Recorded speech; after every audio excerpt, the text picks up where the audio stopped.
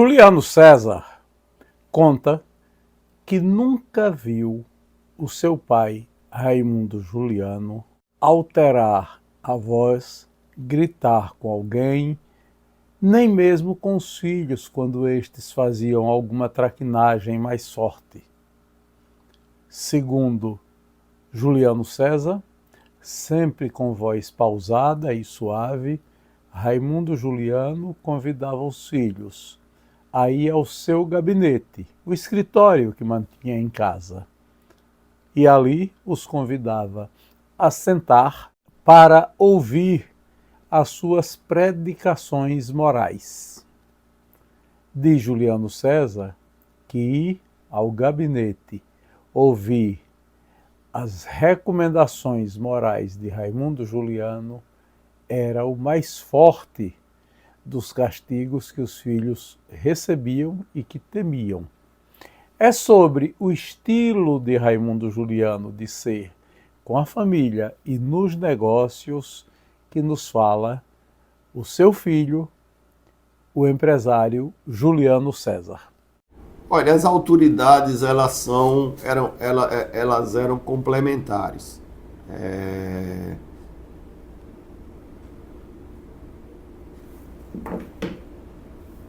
Meu pai era um ausente presente, ou seja, o negócio de meu pai era cuidar dos negócios, mas não sei como ele sabia de tudo que estava acontecendo. E minha mãe era a presente. Então, quando minha mãe nos deixou muito cedo, nós já tínhamos sido formados dessa forma, nesse ritmo, que a mãe era quem tomava conta de tudo. Depende do nível da traquinagem. Se fosse uma traquinagem do dia a dia, aí a bronca era com Dona Sueli, que não dava 1 milímetro de folga.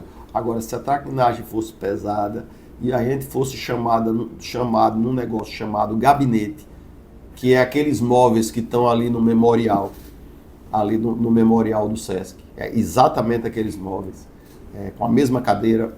Se você fosse chamado no gabinete, que esse gabinete perdurou por anos. Ele só não foi para o apartamento da Avenida Beira-Mar, mas ele levou para a fazenda. Aliás, não, levou para o escritório da Disbege, depois, quando vendeu a Disbege, levou para o escritório da Discar, depois que reformou a Discar, ele levou para a fazenda. Se você fosse chamado no gabinete, o bicho pegava. Aí o bicho pegava porque senta aqui era problema. Eu não me lembro de meu pai ter levantado a voz com ninguém.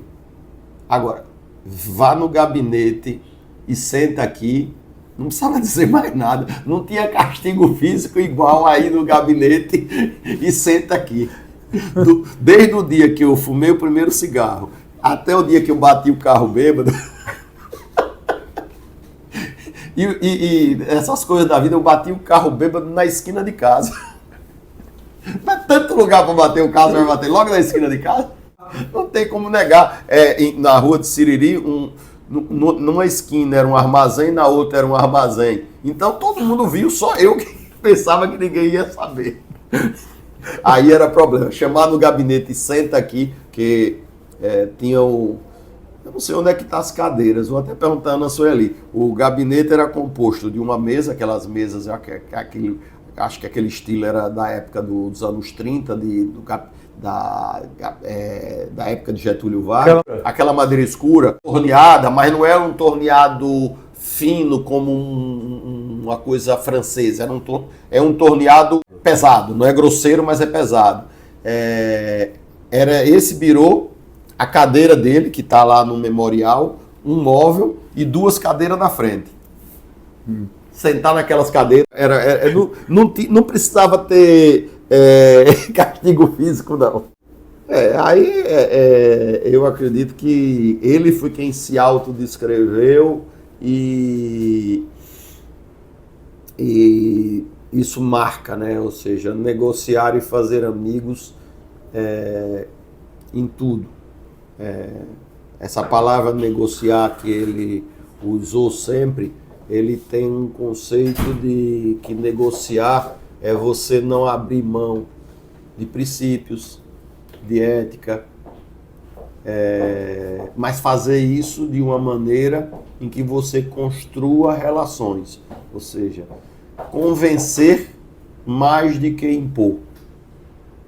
Eu acho que quando ele usou essa palavra negociar, ele tenta dar esse norte, né? Ou seja, não é só fazer amizade, porque quando você coloca, não, eu vou fazer amizade. Bom, amizade significa o quê? Que você vai relevar, que você vai ser complacente, que você não vai ter muitas vezes seriedade no que você faz, porque amizade é algo assim muito agradável. Então ele fez questão de juntar duas palavras que parecem ser palavras opostas, né? Porque negociar significa marcar posição, ter um resultado, enfrentar divergências.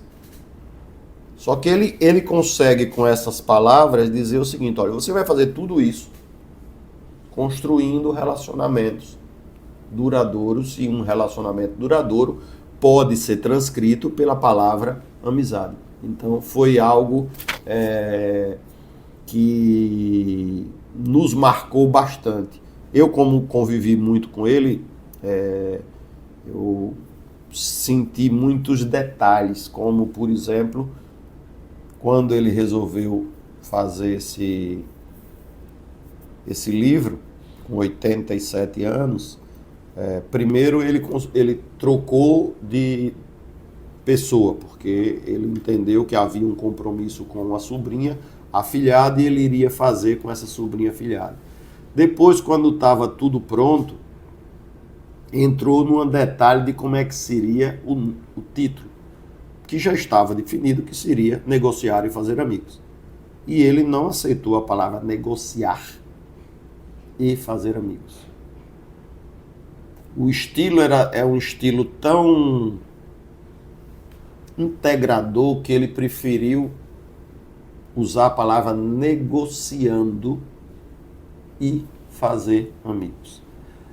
Se você disser, não, mas como é que uma pessoa que tinha o 4º ano primário tenha essa visão de que negociar é um verbo imperativo e negociando é um gerúndio? E qual é o sentido de um imperativo e de um gerúndio na literatura? É uma coisa muito profunda para uma pessoa que tinha o 4º ano primário.